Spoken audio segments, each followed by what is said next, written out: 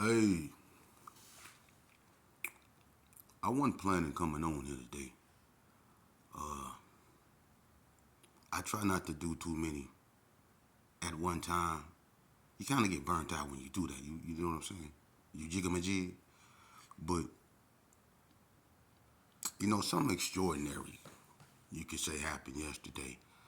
I was kicking back, man, and just doing what I do, you know, in my own little world, man.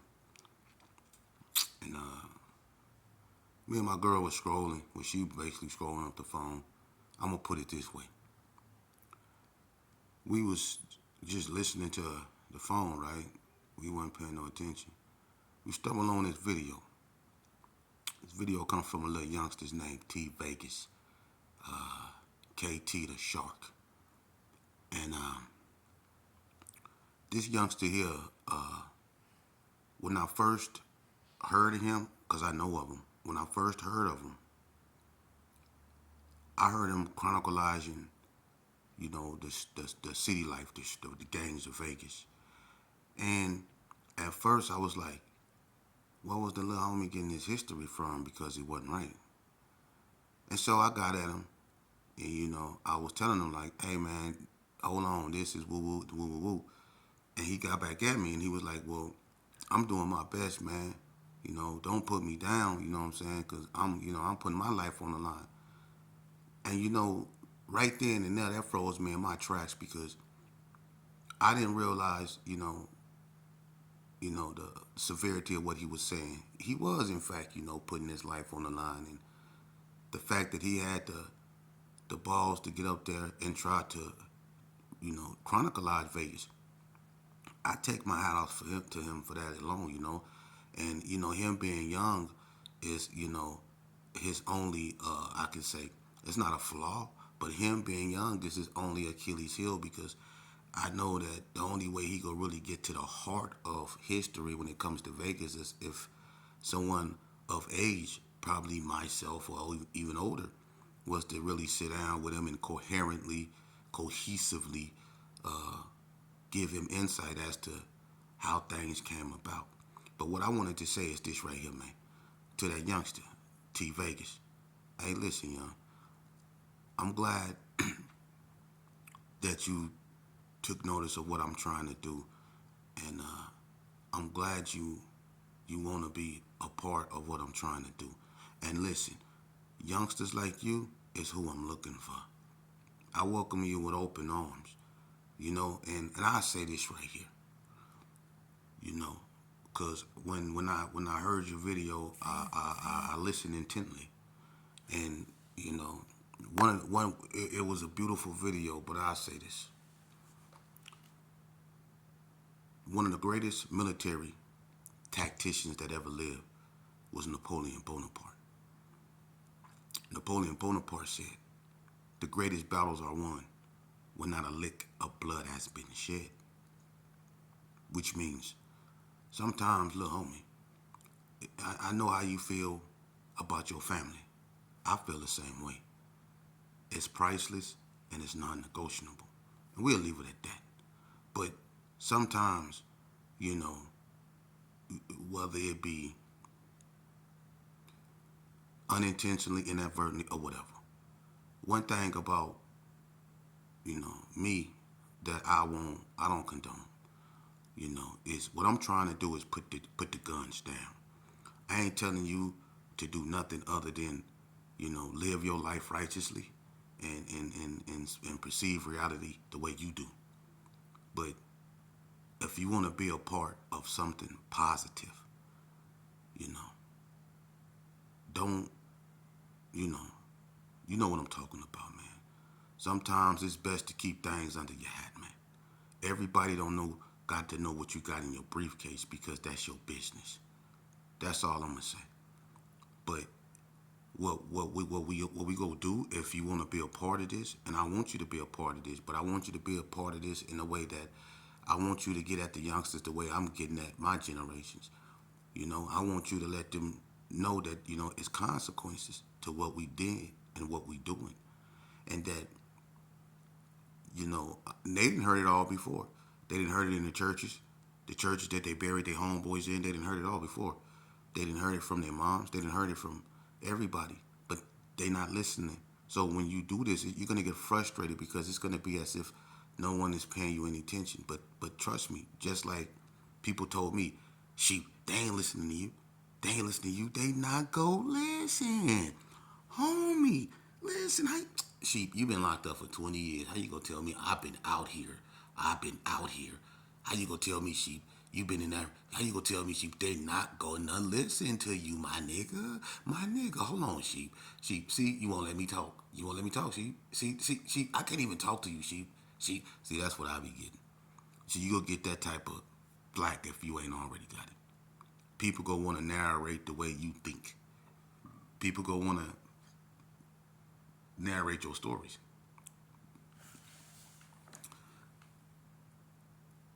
What we gonna do, we can start going live together. A lot of people ain't gonna like it, but we don't do stuff for likes. We do stuff because it's right. Alright, we know how to do wrong, so we doing stuff because it's right. We don't care about what people think. We didn't care about what people think when we was doing wrong, did we? I damn sure didn't. But we can go live and broaden our audience, and I'll come on your platform, and you can ask me anything you want to, and I'll be more than happy to answer your questions. You know what I mean? But yeah, support T Vegas, KTV, KT the Shark, Las Vegas. He be really trying to put in that footwork, man, and represent Vegas, man. And we as people, citizens of Vegas, ought to be ashamed of ourselves. We don't even represent Vegas. We rather pull each other down. You know what I mean? I don't know what happened because I didn't grow up like that. When I grew up, one thing in the G's that I can say when I grew up, see, I remember when Vegas Chronicles. I remember a time when okay, I told y'all about the time me, Nick, and Trip Mack rented that Rent a Smoke, right? And I told y'all about how Trip Mack was on the run and he jumped out the window, and then I tried to jump out the window, but my pants leg got caught on a lock and the car ended up dragging me. Well, Nick ended up getting caught, right? So back then, I hate to say it, but in the Gerson, it was a lot of he say, she say stuff going on, man. And then people was getting into it because if you say something to one homie, they'll go back and tell the other homie. And next thing you know, they all knocking at your door, asking you, did you woo woo woo? Because, and they can't say it didn't happen because me and Nick had 3 fights behind he say, she say. I went 0-3 against Nick, but I bust his head. I hit him. Hey, listen, I'm gonna just tell you right now. First of all, I was 13. Nick was 18. All right, let's get this out the way before you begin, because y'all judgmental as hell. So let's get this out the way. I was 13. He was 18. Look what this dude do when he fight. He take off his shoes, right? He already look like he hang upside down when he sleep, but he take off his shoes when he fight, right? And I swear to God, it look like he ball up his feet. He look like he make his feet into a fist. I'm ask anybody that ever fought Nick. I fought him 3 times. Trust me, I know. This cat here gets barefooted, and he's from the South somewhere, and he fight like he from the South. Cause look, you don't know if Nick punching you or kicking you, but you feel knuckles, and he be kicking and throwing flying. I don't that Southern karate weird stuff. But anyway, he put handles on me. I just got sick of it because that was child abuse he was doing to me. So I picked up a pole and look, just look. When I hit him for about 3 weeks, they called me Moses because I split his head like the Red Sea. I bust Nick in the head with that pole. I ain't had no more problems after that. But look, I had some fights with him that went so out of line, not my way. I left with all man. Look, I left looking like somebody took. I left looking like I got slapped with some cleats. I left looking bad. But anyway, me, Lil Derek, Dana Dane, C-Los, D-Boy, Trip Mac, cousin Vernon, Nucci, a few more. Jerry, light skinned Jerry that used to be with Dana. Hot Top, UL. We was tripping with Fuge, Pipe, Freak Dog, Baby Gangster, Nick. They had a nice little squad too. Ski Dog, them. It was a bunch of them. It was like we was tripping. Ski Dog. Trip Mac and Fuge. They kept getting down. Ligusta and Nick jumped me. They beat me out my spot builds over there on the side of Lil Dog them house. While Trip Mac and Fuge was going head up. Nag had them out there with some boxing gloves. We watching the game. The Ligusta and Nick, they decide they go jump me while that was, so while I'm sitting there watching the little fight with Trip and Foods, they rat packed me and I tried to run. Look, I got away for about 12 seconds and they catch me on the side of Kathy house. They beat me out my spot builds, you know what I'm saying? That's how it was. We was fighting like that, you know what I'm saying? And we never ever, you know, got to the point to where we wanted to, kill each other and things like that. We was fighting and all that, man, every day. We was really at it. I remember Trip Mac slapped Nick with he had this long, like, ski looking, them skis, a real ski. He had a ski with the little spike in it that go in the snow and all that.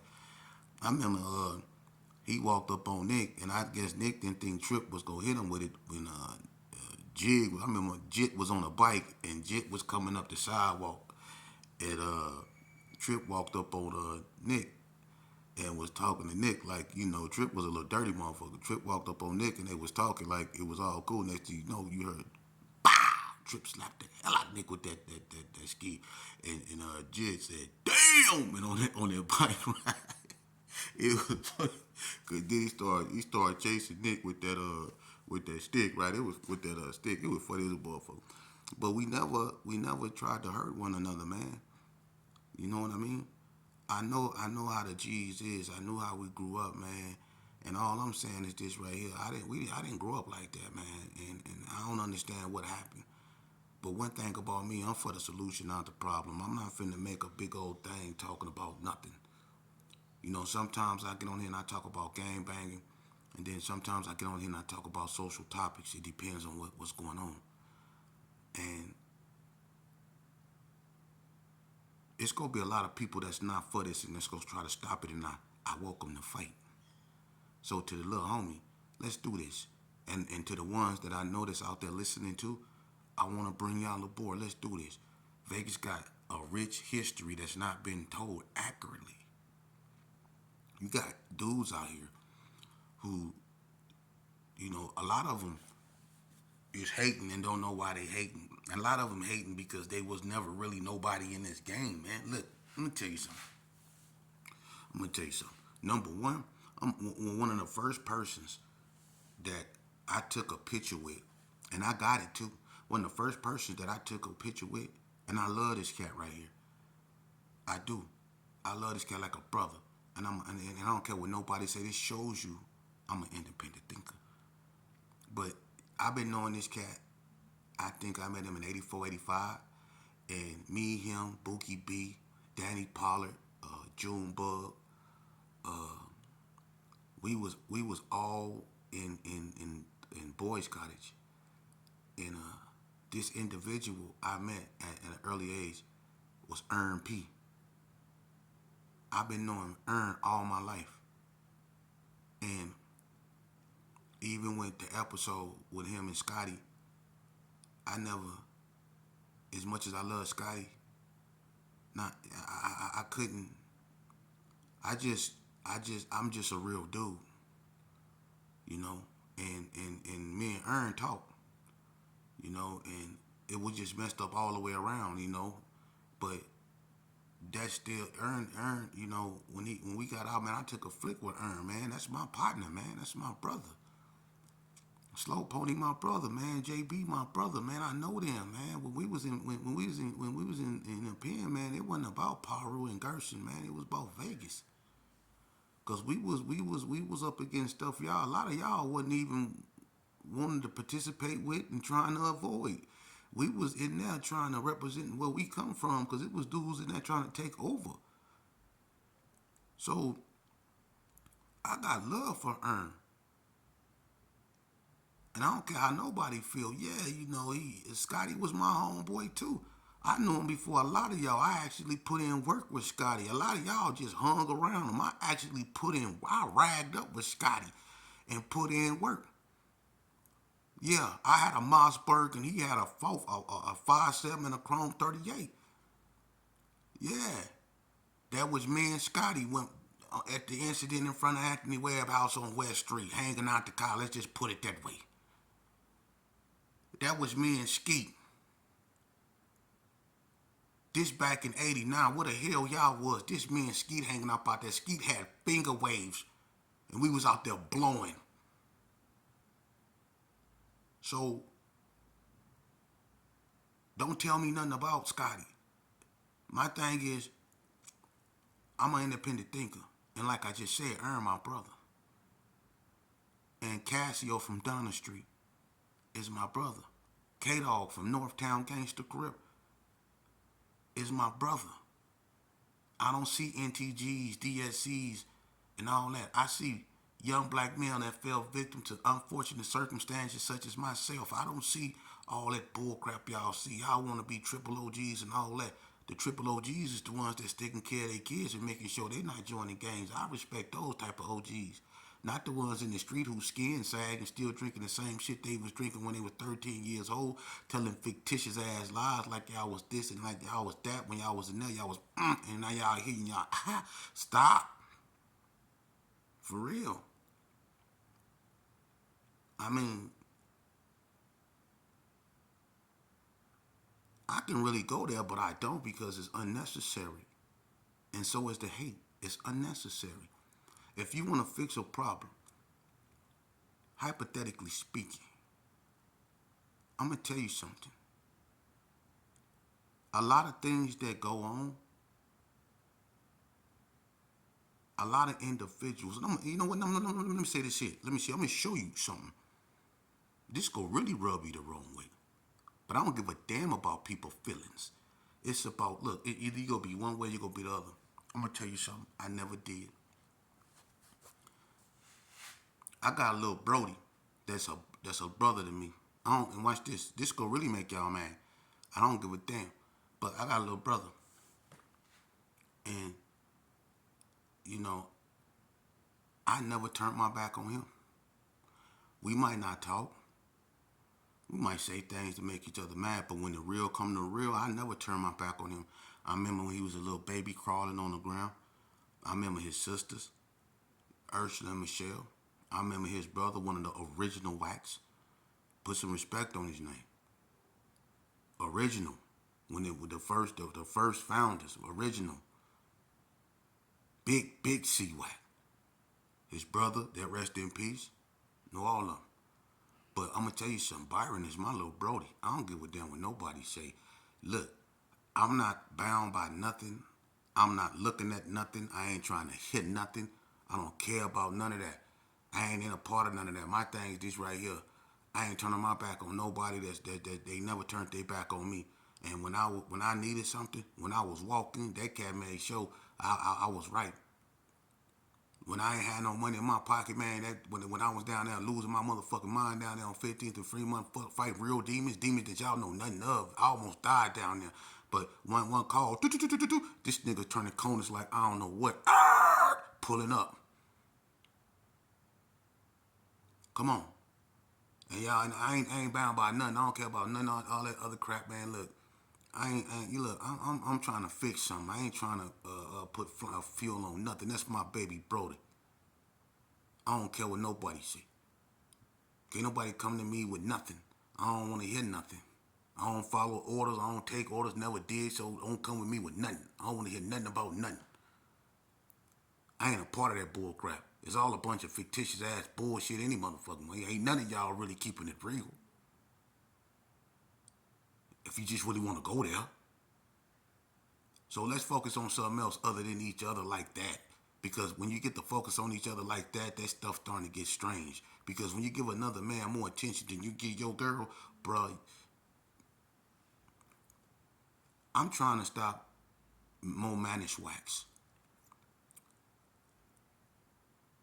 I'm trying to stop dudes from it's cats out here, man. Listen, one of the most saddest thing to me is this year.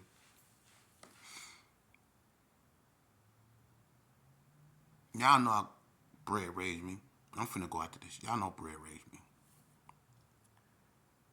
I knew Cameron. I used to keep two kids when I was on Hilltop hiding out from the police. I used to keep Cornbread son Cameron, me and Lil Bread did, and Reverend Ballhead son he got by Shelly Porter. We used to keep both of those kids. They about the same age.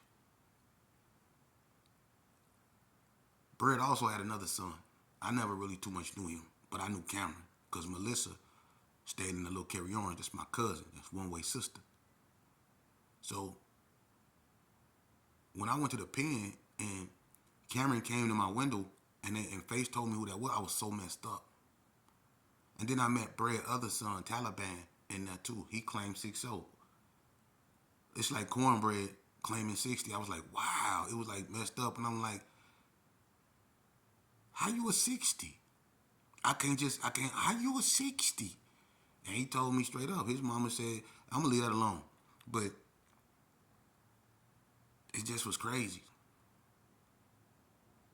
Bread, damn. But I'm going to tell you this. This was even crazy. Somebody came up to me right before I got out, man, and said, hey, Sheik,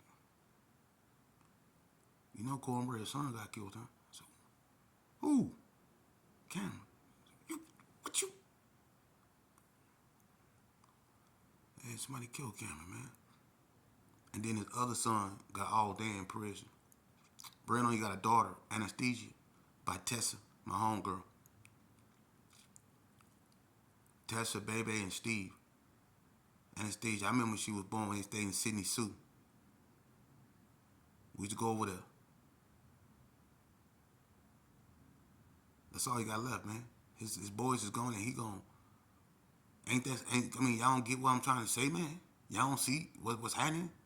His legacy.